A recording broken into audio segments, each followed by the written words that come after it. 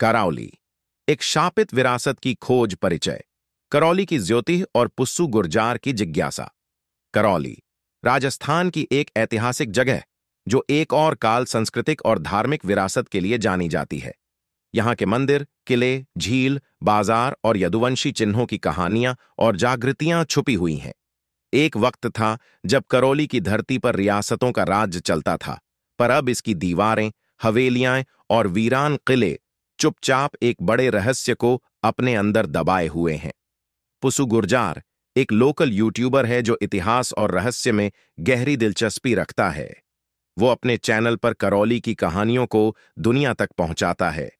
एक दिन उसे अपने दादा की एक पुरानी डायरी मिलती है जिसमें टिमनगढ़ किले से जुड़े ऐसे रहस्य दर्ज हैं जो आज तक किसी को नहीं पता।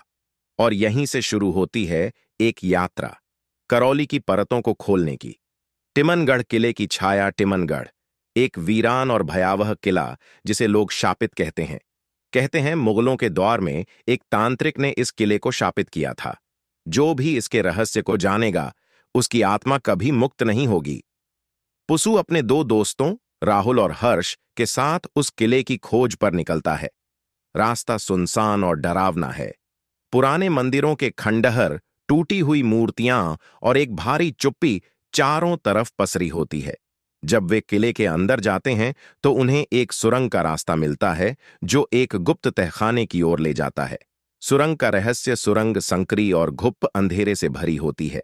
मोबाइल की टॉर्च जलाकर तीनों आगे बढ़ते हैं। दीवारों पर पुराने चित्र, किसी अज्ञात भाषा में शिलालेख और एक जगह एक लोहे का दरवाजा जिसमें एक तांत्रिक चिन्ह खुदा होता है। दरवाजा खोलने पर उन्हें एक बड़ा हाल मिलता है जिसमें कई प्राचीन मूर्तियां और कुछ तांबे के बक्से होते हैं। इनमें से एक में एक अजीब सी किताब मिलती है, कृत्य विज्ञान, तांत्रिक विद्या की एक प्राचीन पुस्तक।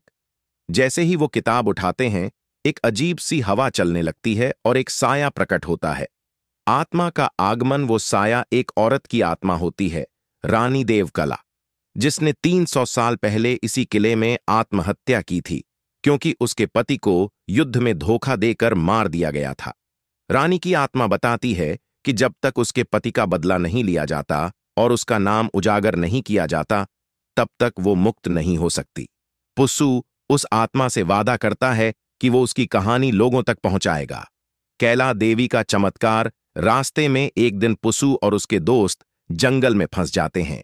चारों ओर अंधेरा और भूतियां आवाजें। तभी कैला देवी मंदिर की ओर से एक तेज प्रकाश आता है और वह आत्मा उस प्रकाश में विलीन हो जाती है। पुसू को समझ आता है कि करौली सिर्फ रहस्य नहीं बल्कि आस्था की भी धरती है। वो मंदिर में जाकर रानी के लिए प्रार्थना करता है। एक पुराना पुजारी उसे बताता है कि किताब में लिखी बातें सच हैं और उस आत्मा की मुक्ति का रास्ता उसके हाथ में है।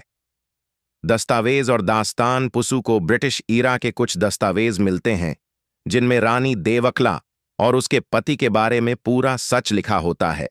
वो यह सब एक डॉक्यूमेंट्री में ढालता है जो वायरल हो जाती है। वह वीडियो ना सिर्फ आत्मा की मुक्ति लाता है बल्कि ASI archaeological survey of India उस जगह की खुदाई शुरू कर देता है। कई नए प्रमाण मिलते हैं जो करौली के इतिहास को नया रूप देते हैं। करौली का पुनर्जन्म। करौली अब पर्यटकों का केंद्र बनने लगता है। लोग टिमनगढ़ किले, कैला देवी मंदिर और रानी की गाथा सुनने आने लगते हैं। स्थानीय लोग पुस्सू को इतिहास पुरुष कहने लगते हैं। उसके चैनल पर लाखों सब्सक्राइबर हो जाते हैं। एक नई शुरुआत। पुस्सू अब करौली के इतिहास पर किताब लिख रहा होता है। उसे पता चलता है कि यही शुरुआत है। करौली जैसे कई और जिलों में ऐसे रहस्य छिपे हुए हैं। आखिरी दृश्य में वो अपने कैमरे की ओर देखता है और कहता है, यह तो बस शुरुआत है। करौली ने मुझे आवाज दी, अब बाकी राजस्थान भी पुकार रहा है। समाप्त।